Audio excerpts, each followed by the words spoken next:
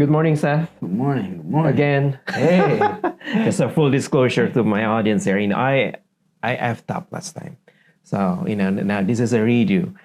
So probably there were several moments in this video that I was like, this is deja vu. Facts, man. Probably it's not deja vu. It actually happened probably several weeks ago. That, yeah, so embarrassing. But I really appreciate you from, coming back here and not Glad to be not back. just give up on me. Yeah, I'm on it. Have you done a few episodes in between since? I think there was one. Okay. There was one. Yeah, I think it was Sharita Gordon. Okay. Also, an NSR fiscal sponsor project, Right. and yeah, I think she was doing the birth doula.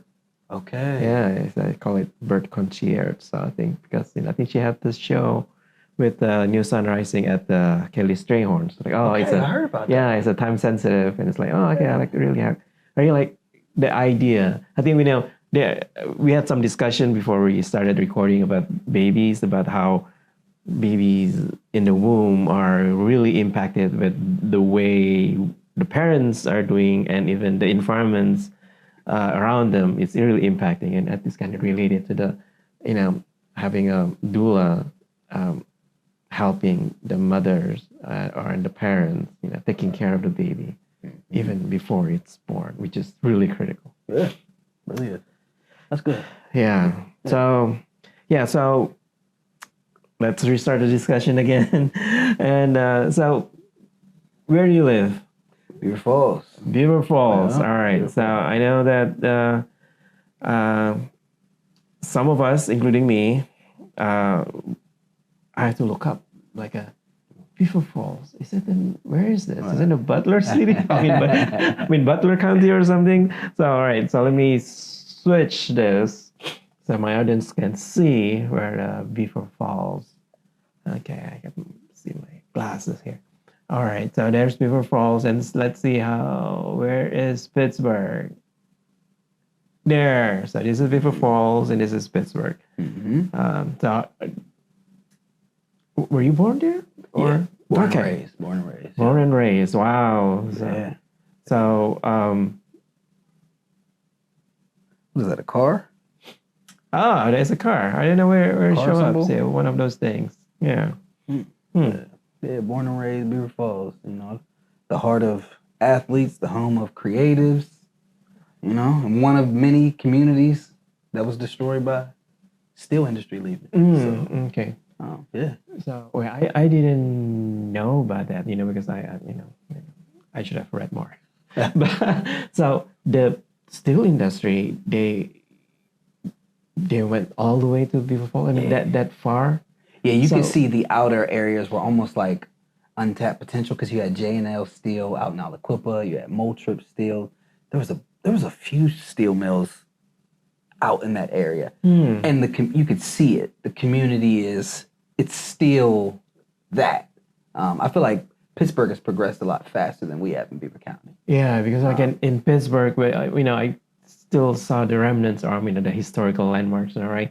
How they process the hot metal, for example, and also near the waterfront, they still kept that transport. I don't know what it's called, conveyor belt or whatever, right? In between the rivers, they still had that, right? And of course the chimney, they still kept it around. You see them everywhere, especially close to the water.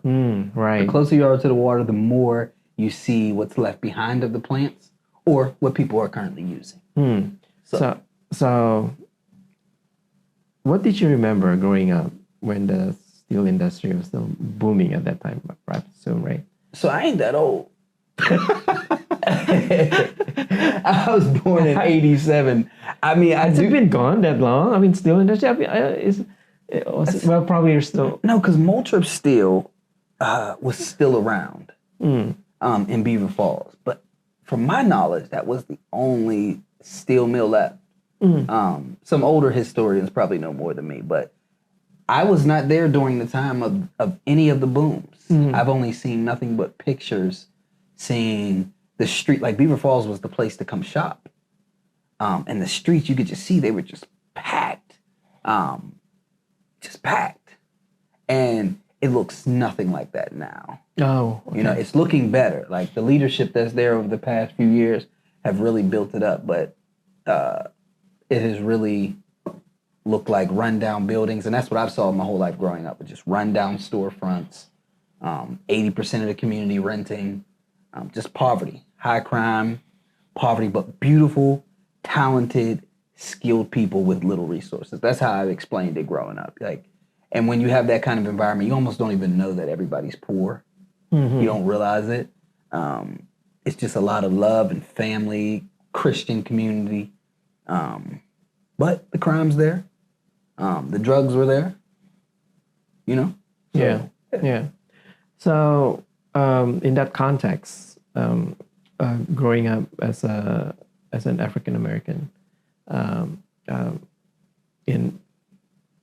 in Pittsburgh in general, I think, you know, when people call Pittsburgh, you know, it's not just like in the confinement of the city of Pittsburgh legal, you know, in the legal definition, but, you know, like all around in the adjacent cities. So what was your experience? I mean, what's, because I could not place myself in your shoes, right? I heard about challenges growing up as an African American up till now, right? So is there anything that you can share? Born in '87 and growing up as a teenager. So I feel like racially, it's not so much that it was a challenge, but it was more just the climate and the environment. Like, like it was funny. We talk about all the time how like the '90s racism, like is nothing like right now. Like it like changed. There was like a switch that flipped where people just changed and you didn't feel it as much. Whereas you could go to a sports game because sports out in Beaver County is so competitive. So Beaver Falls, which is somewhat predominantly black, at least it feels like it when you come there. When we would play sports with the other teams, you would hear the N-word. You would hear things like that. And you could kind of feel it when interacting with white folks or going to restaurants. I'll never forget when I was in 5 years old, maybe 6 years old. First time feeling and understanding like, whoa, what is this? We were at Denny's and the people behind us just kept getting seated. We were like, whoa. I didn't understand it, but my mom kept getting infuriated. And then we were sitting there a long time and they weren't taking our orders. And then when they finally did, you could just feel the energy.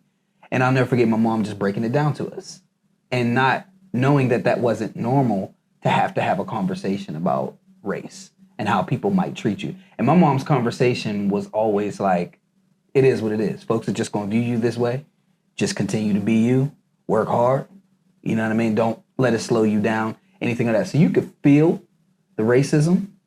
But it wasn't like, it didn't feel like crazy hatred or any kind of like race wars or anything. You could just feel that, okay, they don't fully understand me and my skin color. We don't fully understand them. And there was just a sense of, a divide. Like in Beaver Falls, I'd say it was like half white, half black. You might date a girl who's white, but you can never meet her parents because they didn't agree with that. When you went to the semi-formal, you could have a girlfriend who's white, you're not taking her to the semi-formal because her parents aren't playing that, your parents aren't playing that. So it was like, it was literally like just a culture thing of stay with your own, trust your own, because you never know with the other side. It was never really like I hate black people or I hate white people. It was just, we don't trust each other, we don't understand each other. Because of our history, let's just keep our distance. And our generation kind of broke that mold. Like a lot of us are friends, white and black. But in terms of growing up black and racism, that was pretty much the experience. Okay. So what do you think about now? I think that socially, it's changed. But you can feel it when it comes to business, finance, going different places. You could tell when someone's misjudging you. You know what I mean? Like I call it white comfort, where a lot of black people in this area don't really understand what it means to only be what are we, 6% of the population, something like that, Black people. I don't think we fully understand how much we change ourselves for white people. I call it white comfort, where you wake up, you go into that job interview, you change who you are. You don't show your full personality because any white person that gets comfortable could be an issue for you. So you dresses, you talk different. If I call my sister at work, I'm like, why are you talking like that? Like, hello? Like this is the code switching. Right, yeah. And I call it white comfort. As soon as I'm like, yo, it's me. It's like, oh, hey, what's up, bro? Like, why can't you talk like that the whole time? So there's a lot of unknown code switching that's exhausting. You could feel it when going into banks. That's why, it was a breath of fresh air working with Bridgeway Capital to get this building. That was one of the first times in a banking experience that I didn't feel that sense of need to show that I was credible although everybody has to do that to some extent. Right. You can feel it more when you're Black. Like when I was going to the housing auction to purchase some property, me and some of the other individuals were walking into PNC Bank at the same time to run over to the auction. I could see them in line. They walk up, hey, I need this money order, and they just sign it out to them. Money order, sign it out to them. I remember it was my turn, and they looked at the amount that I wanted to take out, and it was calling the manager, checking my signatures, seeing if I have extra forms of ID. Why do you need this amount of money? Is this like, you could just feel it. And I also could feel that the other individuals were there. They have no idea that even happened. Right. And that's why if you talk about racism, a lot of white people that I might have friends with might say, yeah, I mean, there's no racism. You guys don't deal with anything because you don't feel it unless it happens to you, unless you're someone who does that to people. And even if you do that to people, you don't even know that you're being racist. Right. It's just bias. It's right. there. It's not openly stated. It's not openly seen by anybody else. Right. And right. You're right. Unless they experience it, unless they are always, you're given more paperwork, more things to prove of yourself, of your merit, of your capability. And if somebody doesn't expose you for it, you won't even know. I guarantee none of those bank individuals realized what they did. Because I didn't make much of a big deal of it because I had to go. I had 10 minutes to get to the auction, so I'm just like, let me shut up. I'm not going to fight this one. Unless somebody sits down with the tapes and be like, guys, what happened? Look at this. I want you guys, you have to call a meeting. These 4 individuals are going to the same place. What was it about him that made you so critical, cautious, and something don't feel right about this guy taking out $10,000? Like, what was it? You know what I mean? Unless somebody, that's why it's so hard to solve racism. You're right.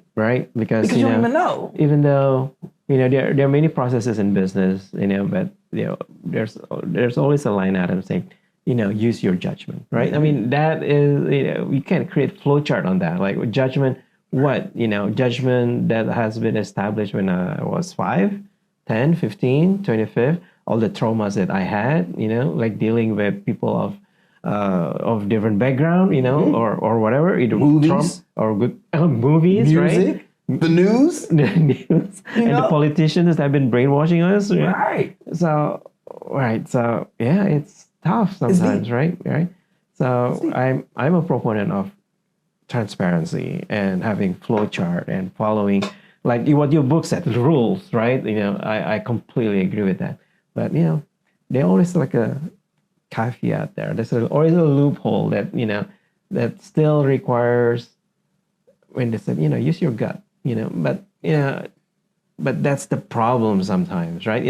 It's I don't know, it's hard, right? It's just tough. Like we have kids, one of us have kids, and sometimes that we have to use our gut feeling that okay, is this the right decision or not? Because right. There's a guy named Dr. Sheffield who says it perfectly. He says that the ability to relate to somebody is a skill that needs to continuously be developed. Right. And he realized that when he went down to visit family down south, and he had never seen that many Mexicans in his life. Mm-hmm. And he realized at that moment, like, oh, I don't know how to interact with Mexicans. I now can see how easily it's cultural competency. How competent are you with this person's culture and somebody who's different than you? But yeah, and that's what it takes. It's us knowing that that's a skill and knowing that we need to actively work on it. Yeah. Yeah, I remember. I don't know which book or which article that I read that is also an African American author, and he said that we need to have our kids travel, right? Travel outside Pittsburgh, right? And probably even outside the country, for most Americans, right? That, there's always a running joke, right? Oh, Americans don't know geography. I mean, world geography, right? Because the answer is like, we don't have to go outside America. Everything is here. Right. It's a beautiful country. You can go to the mountains, great, national park. You have great cities, and you have, we have everything already. Why do you have to go to different countries with, I don't know. But then the flip side of it is that, when you go to different countries, you experience totally different environment, totally different, mindset, right? So you really have to be intentional when you speak or when you order food, when you something that you take for granted when you live in America, right? Because in America, you don't know how important that is. Right. So you just set the expectation. Hey, when I get the burger has to be like this. They say which group of people interacts the best without doing harm and negative interactions are people, and I'm talking about people in America, are people who grow up in families where their culture hasn't been melting potted. Where, say if you grew up in a Polish family, if they're still speaking Polish and all the cultures there, they react with others who are different good because they're used to different. So you grew up Italian and you didn't melting pot, because there's a whole generation that said, throw away the language, throw away the history, we are a melting pot. Anybody who did not do that, they interact the best with others. Right. Because they understand, oh, that's just your different culture. Just because you're different doesn't mean you're bad. Right. Those who are in the majority, they're the ones who tend to be like, whoa, different, scary. And I'm calling police. Because they don't know. So yes. Yeah. It all comes back to cultural competency. Right. And I also read that when the Europeans, I don't know whether they're, it probably is interesting to them when they find that in America, you guys celebrate all these special days for different ethnicities, right? Puerto Rican Day, like Italian's Day, Columbus Day, Italian days, right?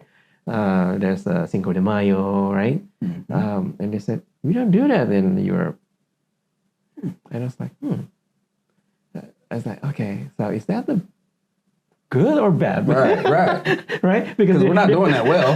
There's something that I learned lately that I'm always joking with my wife now, that the key word that I learned as an adult or something growing old is that you have to do things just enough.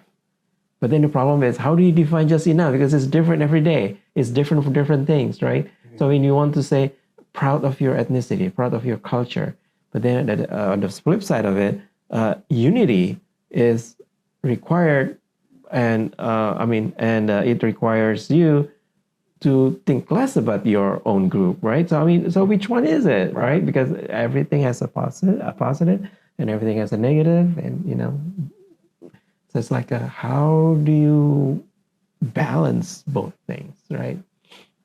Yeah, it's definitely a challenge. It's a challenge, right? So, yeah, and also in your book, and I mean it's still pretty close to Mother's Day, right? So you put in your book that the role of your mother. Can you talk more about it? Yeah, my mother was a powerful, selfless woman who is a woman filled with wisdom. And I appreciate her. She's made me exactly who I am, good and bad. good and bad. And I think it's important to focus on both the good and the bad. Because my mom's always taught me to keep working, never believe that I've ever arrived. Celebrate, but never believe that you've ever arrived. Keep growing, keep going, because, because that's extremely important. She's always taught us to serve first, and to give first. Like, she's just a very powerful woman. Like, it was humbling at her funeral to just see so many people that she affected quietly, which was honorable to me. Just giving to others, knowing how much she struggled. I love Mom Dukes. I've always done everything to attempt to provide her a better life. Now that she's gone, it's just literally just me seeking my purpose and still trying to do better for my family. But yeah, my mom's been everything. Good and bad. There's a lot of things that I take from her that I know I need to remove and correct, which is expected when there's only one person in the household, one parent in the household.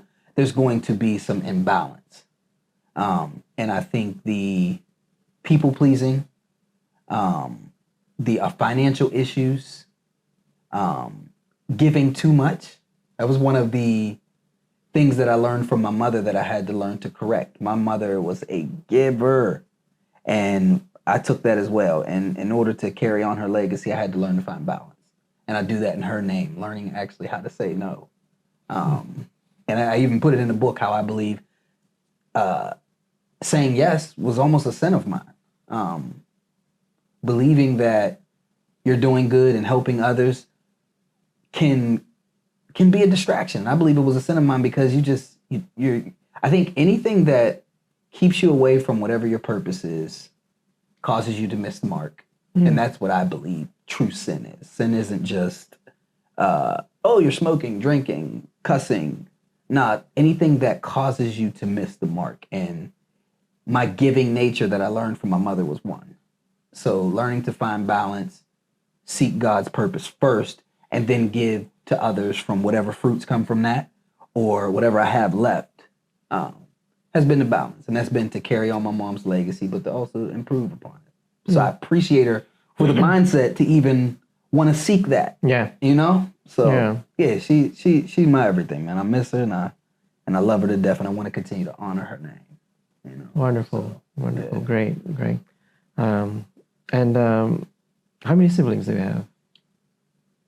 2 to my mom. My dad has my brother, so that makes 4. But then my other brother, he took in, so that makes 5. And then they got other brothers. I'm not even sure how many.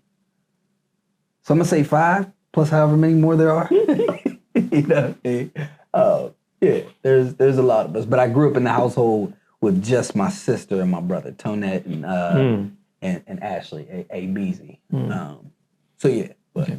So, what was the role of your father growing up? So my father was in our life. He just wasn't in the home, which makes you absent.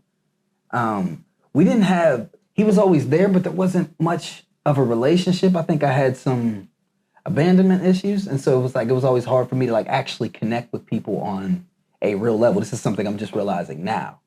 I'd say when I became about 10, 11 years old and I grew an interest in entrepreneurship, that's when we began to bond more. He would always come get us weekends and stuff like that. But the bond that I remember us beginning to build was the entrepreneurial, how to actually build something. I started with a lawnmower. He got me a lawnmower and just showed me how to build a business.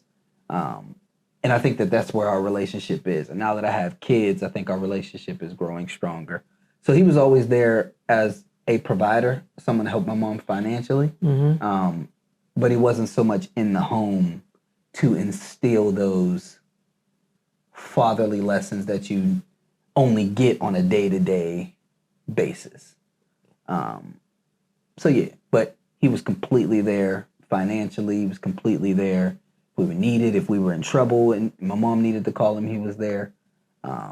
We supported all sports, all activities. So he's pretty much completely involved. Oh, great. Just wasn't in the home. It was not in the home. And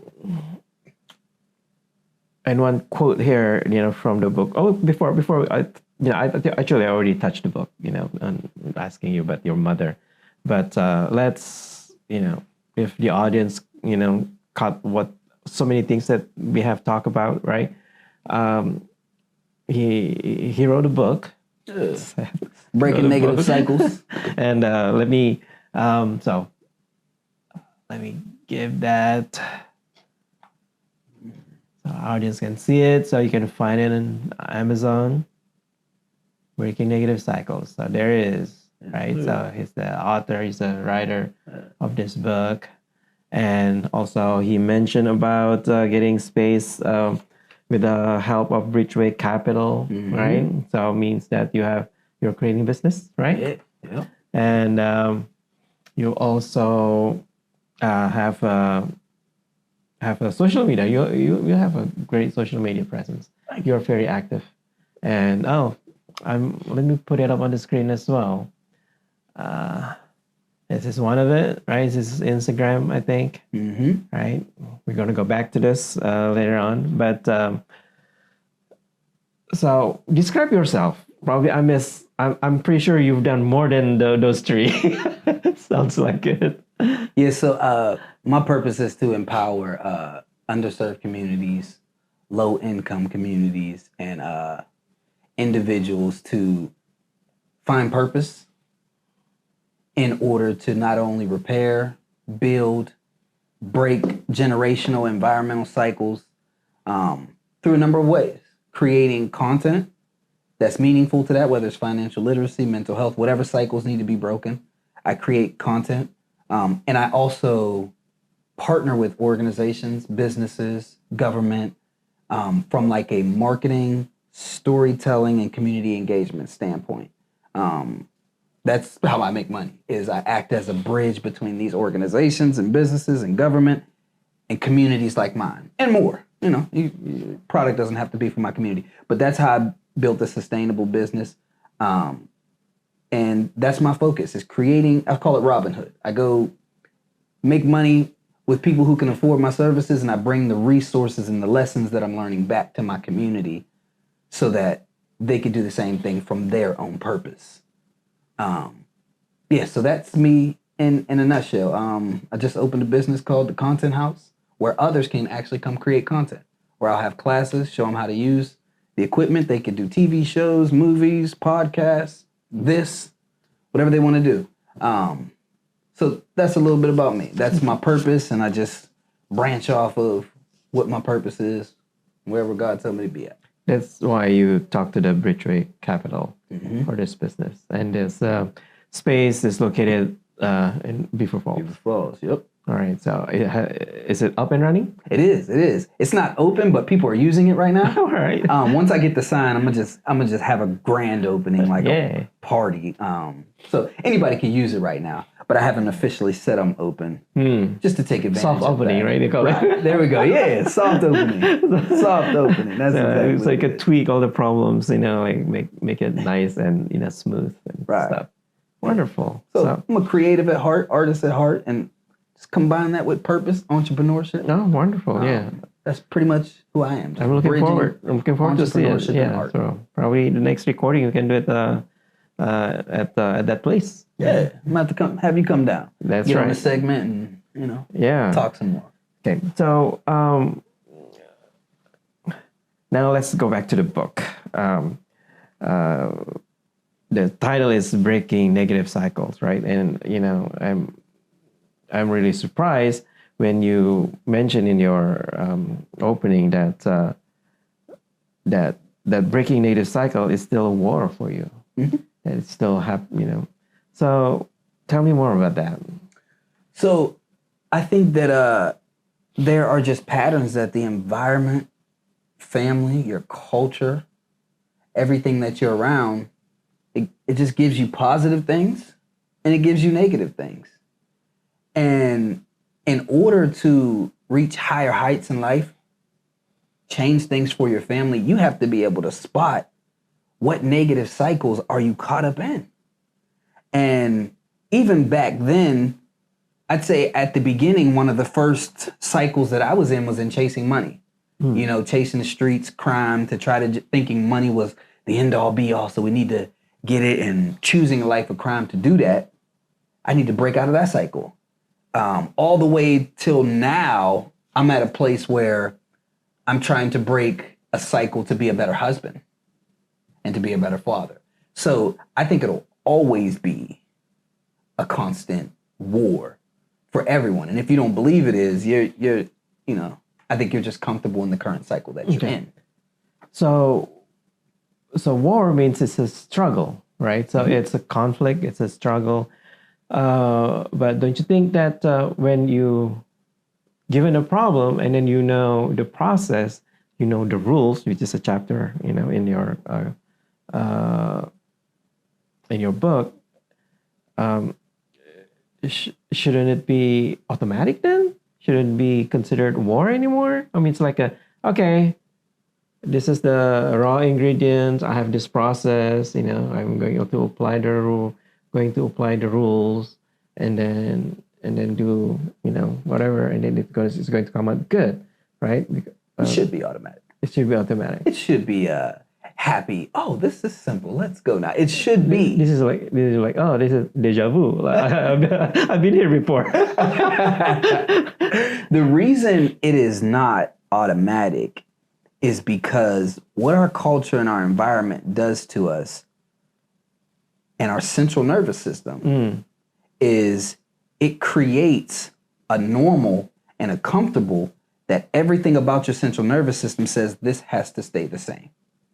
Because the central nervous system, which I call it that best friend that protects you, wants to keep everything the same. So anything that feels different, it wants to put you in a survival mode to say, fight that thing.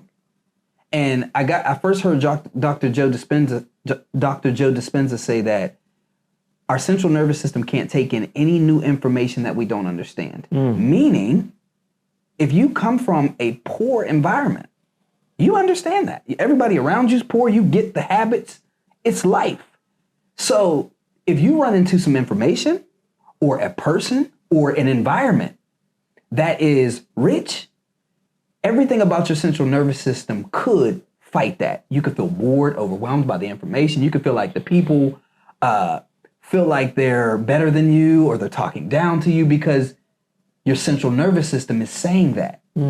So it is a war against yourself. I see. It is a constant war of, well, I want a healthy relationship, but I've been in a toxic relationship family. I've seen nothing but abuse. Every good guy that you run into is boring for some reason to you. That's because your central nervous system is fighting them. So the war is figuring out how to get the central nervous system on my side.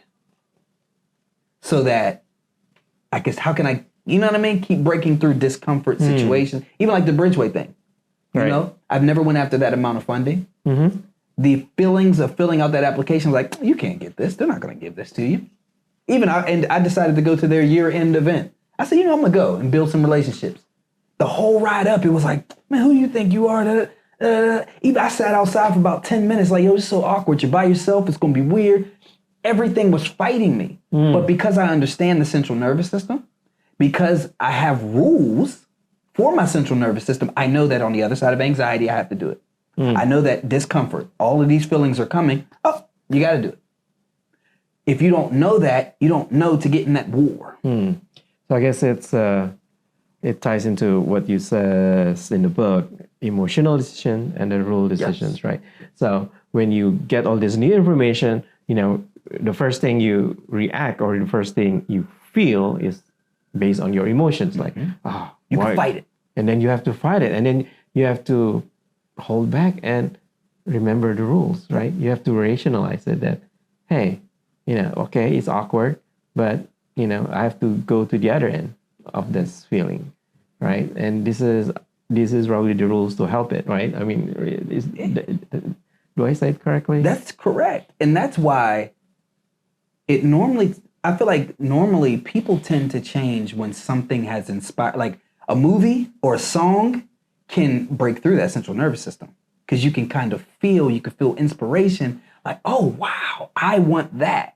because that artist was able to get you to feel that on a different level to manipulate your central nervous system. Also, tragic events. Right. It normally takes a car wreck or going to jail for you to say, I gotta make a change. Right. You know what I'm saying? Right. And I believe that's why it's like, yo, watch what you pray for. Because if you're not ready to put in the work, you ask God to bring you this in your life. Either you grind for it, you might not like the way God develops you towards it. Yeah. That might mean losing your house.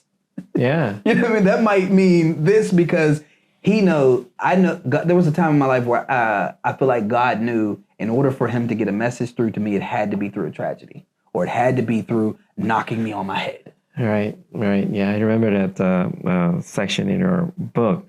And, my first reaction, honestly, this is blasphemous. You yell at God, like, come on, bring it on. I remember that. I remember being that angry and thinking about Job. Like, man, I'm about to get Job's treatment for yell. But it wasn't meant to be disrespectful. I think, and I can see people seeing it as blasphemous. That was also my thought. Like, who are you to think that you could talk to God like this? But I think God revealed to me, it's like, no, I want you to have that certain level of passion behind this and drive behind this. So like, I get how that could sound like, oh, you better, I don't know if you want to demand anything from God, but I think that that's how I was always taught. You don't demand anything. You don't question anything from God.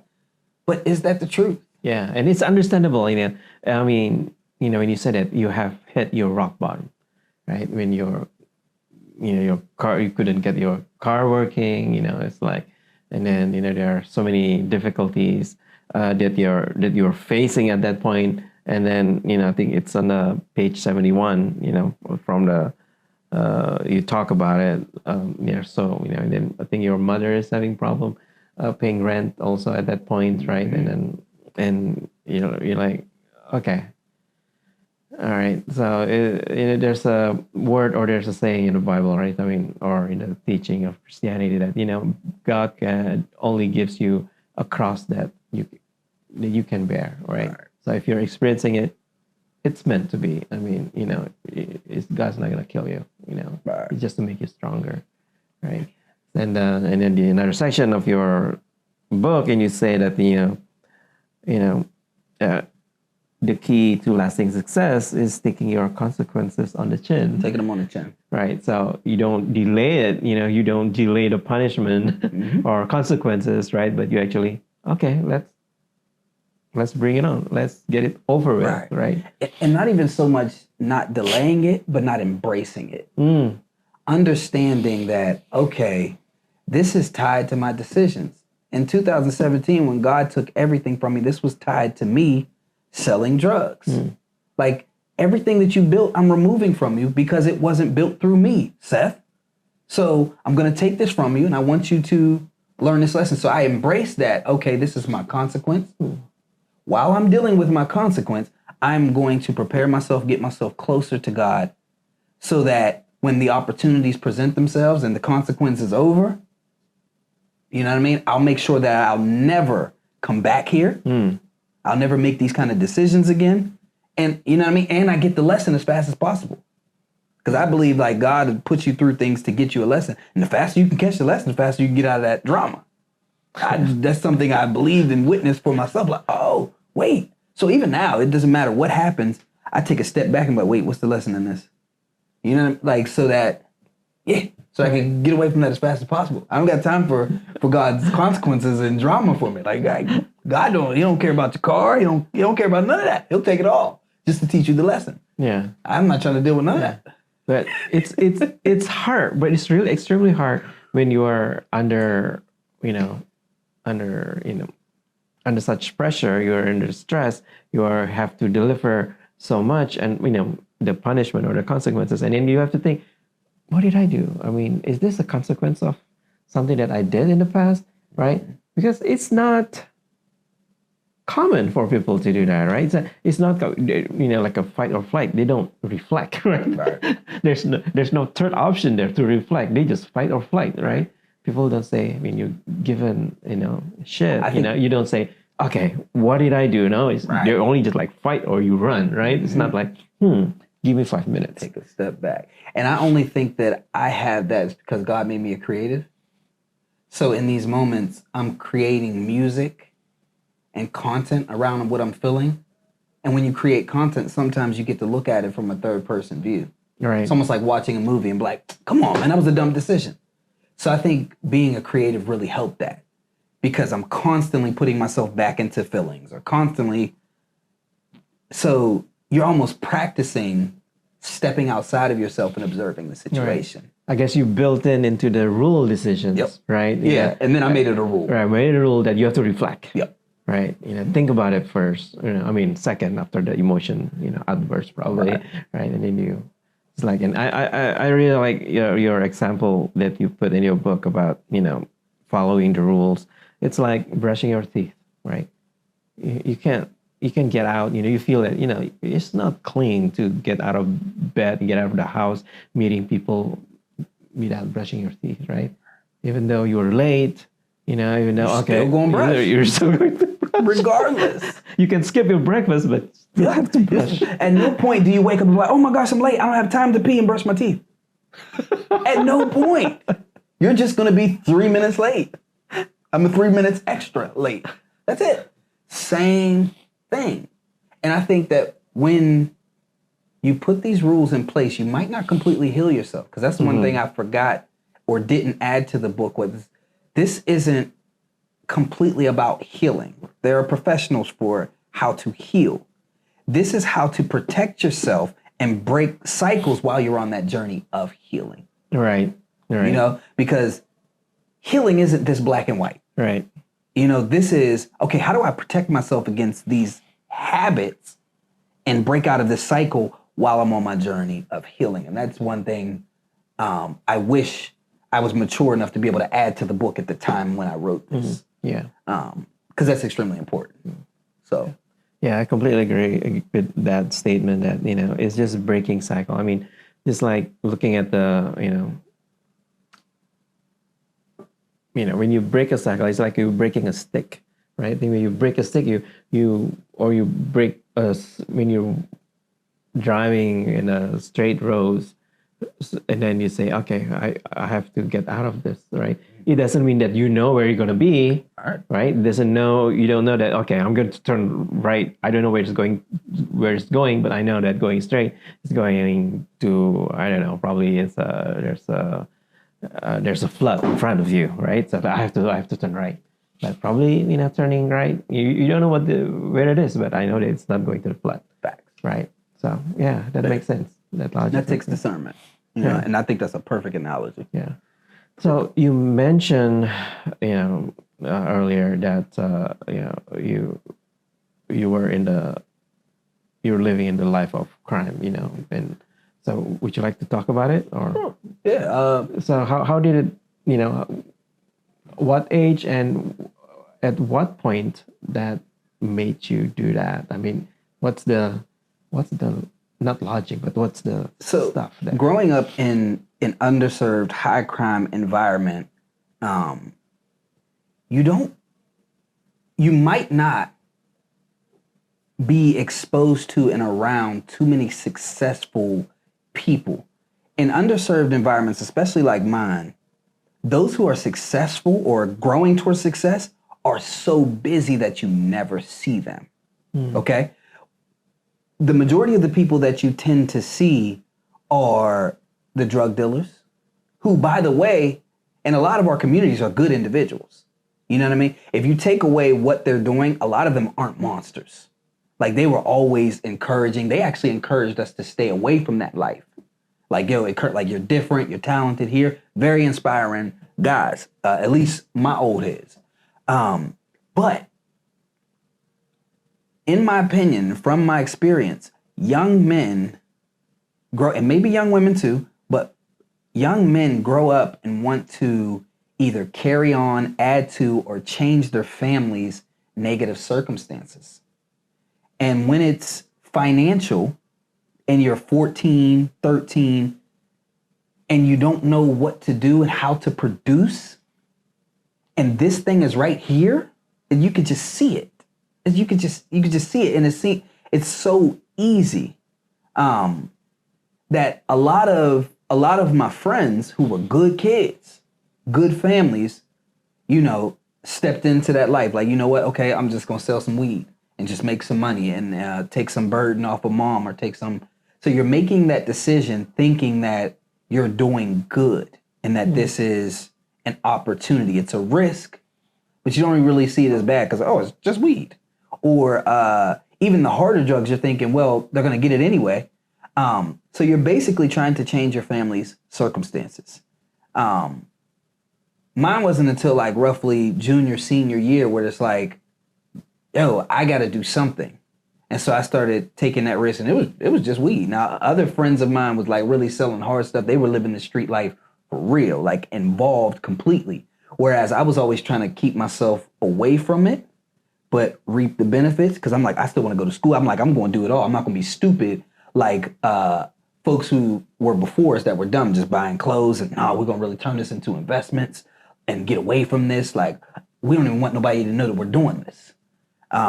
Like, if you ask any family member of mine, they probably be like, no, he was never involved in that.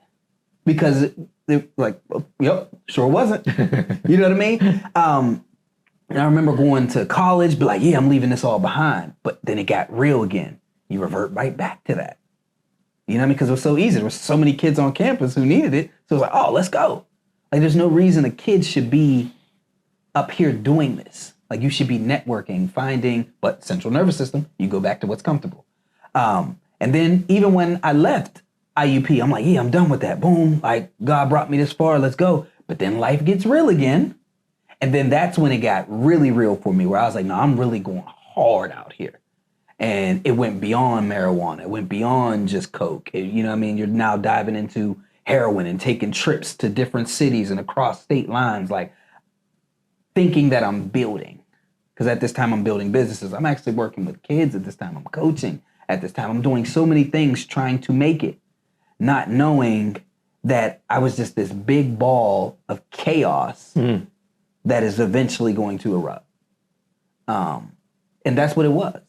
It was purposeless chasing of money. And I think that that is the rationale. It's just young men and women who are trying to change their family circumstances, and they're not exposed to how to do it correctly, which is why I have a program called Impactfluence, where I'm gonna take film, take like 5 kids from these communities and show them how to do this through film.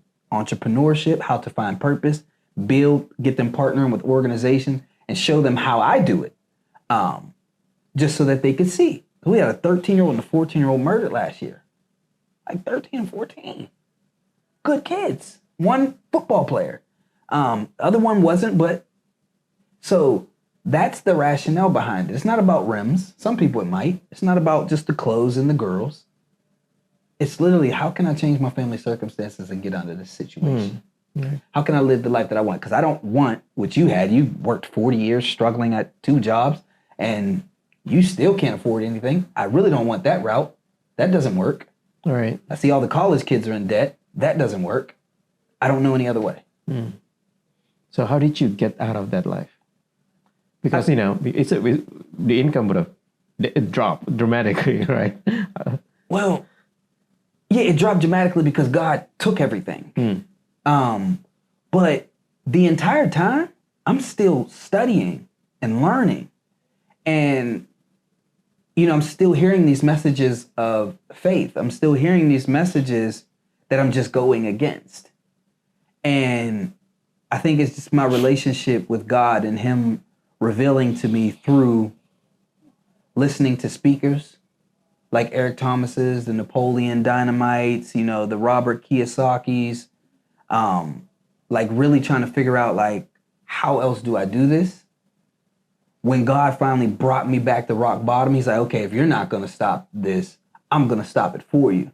I knew at that moment, it's like, okay, it's time to actually try to apply this thing. So God shut it down. And then I made the decision to try to make a change and to do something different. Because I'm like, this obviously isn't going to work. All right. So if you are parents with kids who are going through this, going to, we want to sell something, or I've been selling stuff, right? So what can you do as parents? Because, in your experience, it was your own intention, right? It was your own experience. It was your own motivation to stop, right? But then now, if it happened to your kids, then as parents, what can you do? Do you just have to wait until the kids realize that it's not the path that they should go, or how would you do it? Nah, it's very important to try to break through that culture as fast as possible. And it's multifaceted. Yeah. There's no one answer, because on one hand, okay, I need to expose them to different industries. So number one, how can you expose them to different industries, right? And how can I shape your central nervous system so that you don't block this? I remember the successful individuals that would come during career day, and just they were just different. And you're like, I don't want to be like you. You don't even look like you get girls.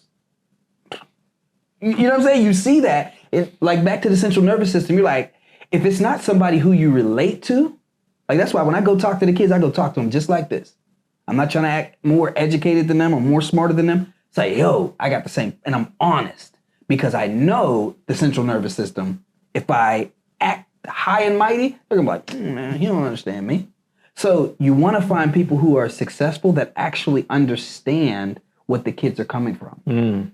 It works in sports. When you got a coach from the community, it works. He's able to get through to that kid. So you want to find successful people from communities like yours and force a mentorship, just to expose your kid. Your kid's still going to make decisions. So that's one way. Number two, you yourself need to do the hard work and actually change the family culture by changing the family's financial circumstances.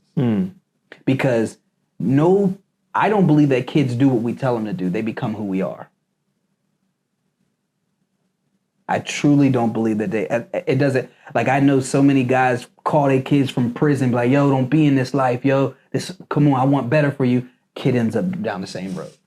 They don't hear your words. They become exactly who you are because that's what they know. Back to the nervous system. You know what I mean? Yeah. So in order to change them, you have to change you and guide that change through the family culture, the environment's culture. And it's multifaceted. It's not easy. Right. It's not easy at all. Right. Yeah. It's great advice. And I think that makes sense, because sometimes, when the parents just drop hammers, like, you don't understand me. Right. And it's like, what are you telling me? Like, it's like, no, you got to stop that. You got to do something different. Stop messing with those guys. They're bad guys. It's like I don't hear you. I can't hear you. Yeah. And there's still their needs are still not met. Right? Okay, they're doing stuff like that because they have a need that they said that probably doing this will fulfill it. Right. Right? So unless that need is also addressed by the parents, nothing's going to change. It's a fact. Right? That's a fact. It's how can I get you to purpose as fast as possible? How can I get a kid to purpose? Because it was purpose. How can I get you to see that your skills and your talents, if you combine them with what you're passionate with, you can find your God-given purpose in that. And then you'll see that everything that you want, every girl that you want, the girls will still come because you're operating at a high level. All the money you want, everything can come with that. But if you chase the money, you don't know where you're going to end up. That's where all the trouble comes. If you chase the fame, that's where all the trouble comes from. If you chase the girls, if you chase the guys, find purpose. How can you get your kid as fast as possible to purpose? Right. And I think it circles back to, and I'm guessing, that's why you're having this studio built, right? That's why I did it in Beaver Falls. I could have done it in Pittsburgh, and I know it would have thrived. Like a content house where you could come in, rent for an hour, backdrops, cameras. It's easy. I said, no, I need these young bucks from this community to see someone who is them. Right.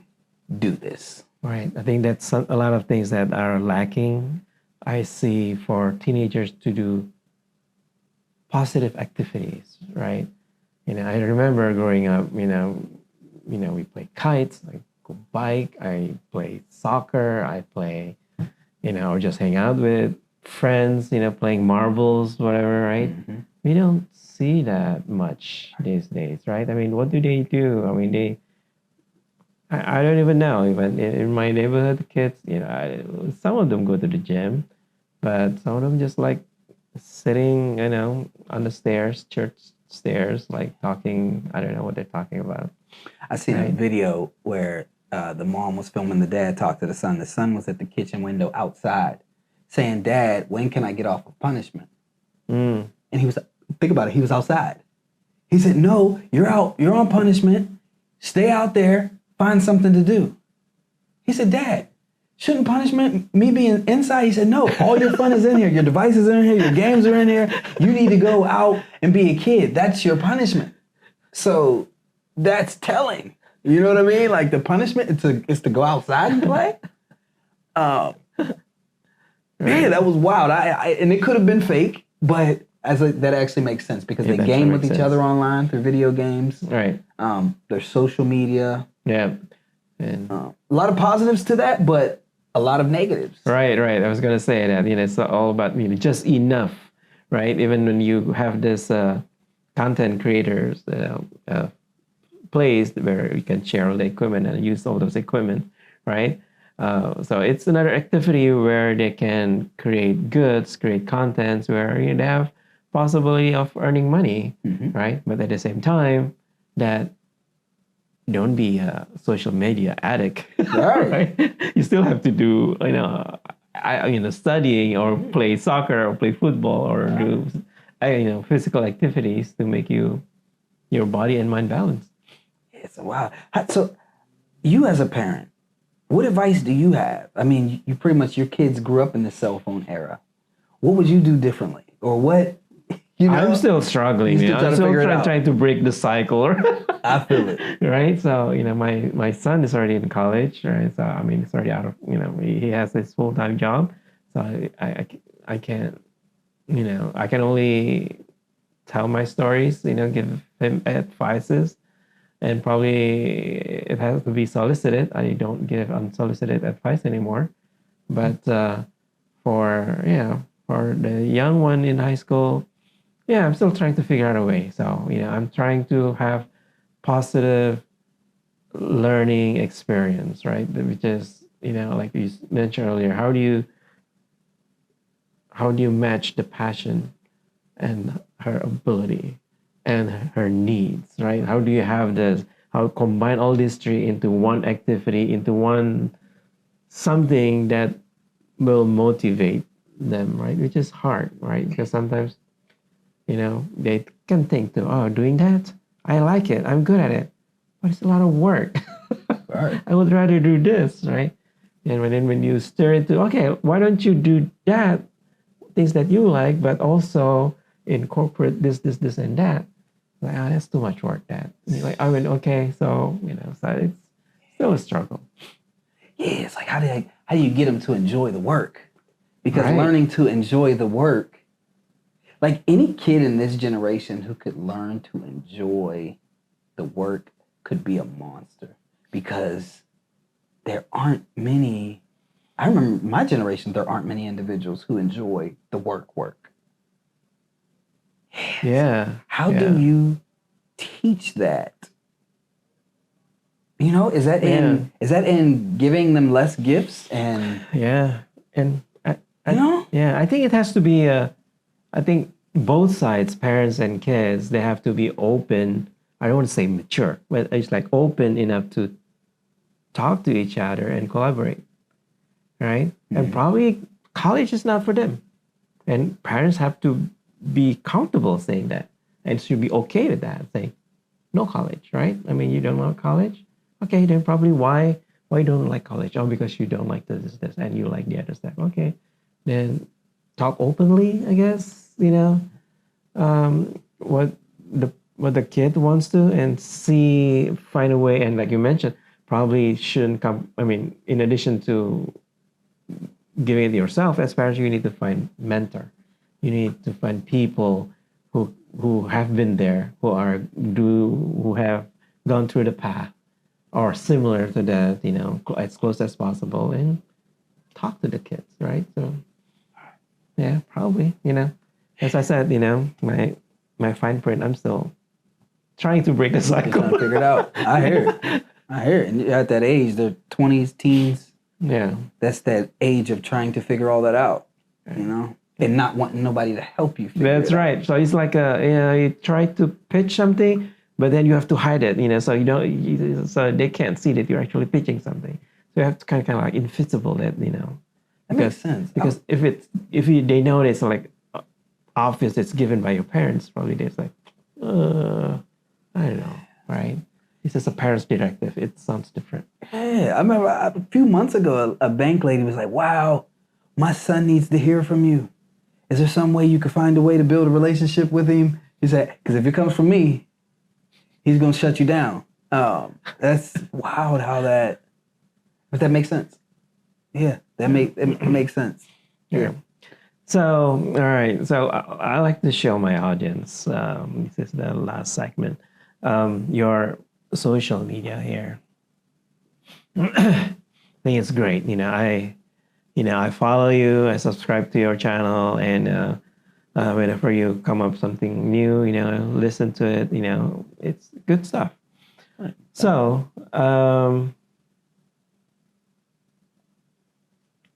let me turn on the mic.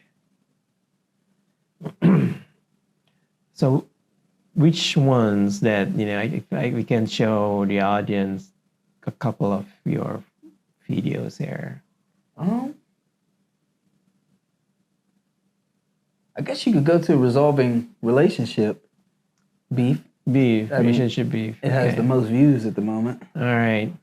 That could be. Yeah. My monitor doesn't have speaker, so they'll be able to hear it? They'll be able to hear it. Good. I can break it down to you what we Yeah. said. Okay, so let me make sure.